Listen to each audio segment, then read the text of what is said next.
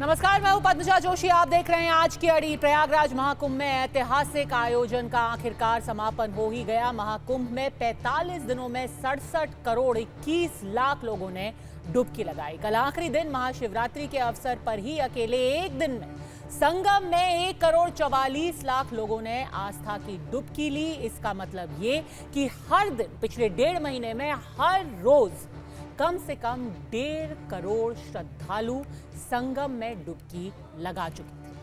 महाकुंभ का समापन तो हो गया, लेकिन इसकी विशालता अभी भी झलक रही है, जिसके बाद इस पर सियासत और भी तेज हो गई। उत्तर प्रदेश के मुख्यमंत्री योगी आदित्यनाथ आज मेला क्षेत्र के दौरे पर थे। उन्होंने अपने मंत्रियों के साथ अरैल घाट पर सफाई अभियान चलाया। इसके बाद उन्होंने पूजा की और सफाई कर्मियों की जमकर सराहना की, उनके साथ बैठकर भोजन भी किया।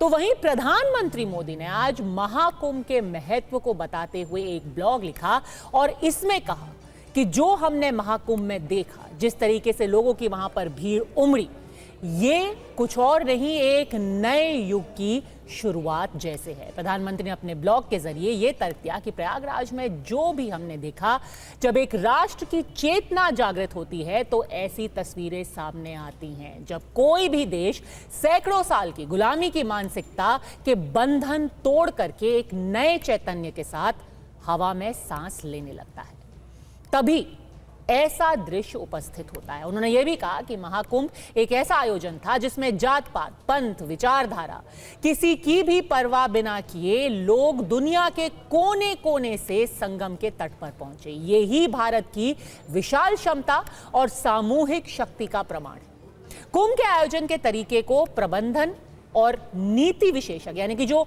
प्लानिंग के जो लोग हैं, उनके लिए उन्होंने एक केस स्टडी बताया। उन्होंने कहा कि सैकड़ों लोग हर रोज कुंभ में आते थे, उसके बावजूद जिस तरीके का प्रबंधन किया गया है, ये बिजनेस स्कूल्स को, प्लानिंग के लोगों को इसको केस स्टडी बनाना चाहिए।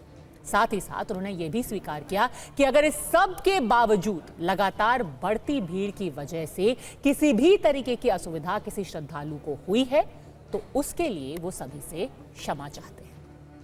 कुंभ भले ही संपन्न हो गया, लेकिन इस पर सियासत अभी चरम पर पहुंच गई है। अब जबकि कई लोग कुंभ पहुंचे, कई लोगों ने अपनी मौजूदगी दर्ज नहीं की, बीजेपी के कुछ नेता हैं, उन्होंने विपक्ष से सवाल पूछा है। उन्होंने कहा कि जो बड़े बड़े चेहरे हैं इंडिया गठबंधन के, विपक्ष के, वो आखिर कुंभ गए क्यों नहीं?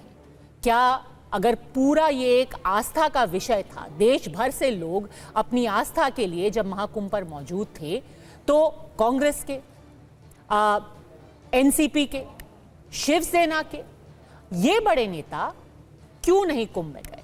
दिलचस्प बात यह है कि भले ही इंडिया गठबंधन के अधिकांश बड़े चेहरे महाकुंभ में शामिल नहीं हुए, लेकिन कुछ नेताओं ने अपने पार्टी से अलग होकर के एक लाइन की।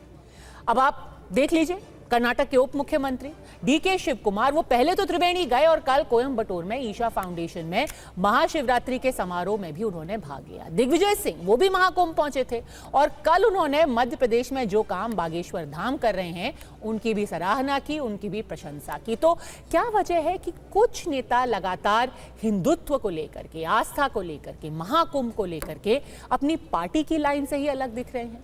क्या ये कुंभ का असर है कि अब हर नेता को समझ में आने लगा है कि जो हिंदू, जो लोग महाकुंभ पहुंचे हैं, उसका कुछ राजनीतिक असर भी हो सकता है? क्या यही वजह है कि आज ममता बनर्जी भी काफी बीजेपी को उन्होंने आड़े हाथ लिया और कहा कि जो कुछ भारतीय जनता पार्टी कर रही है, जो धर्म की राजनीति वो कर रही है, वो हिंदुत्व है ही नहीं, वो स्वामी विवेकानंद के हिंदुत्व से बिल्कुल इतर है।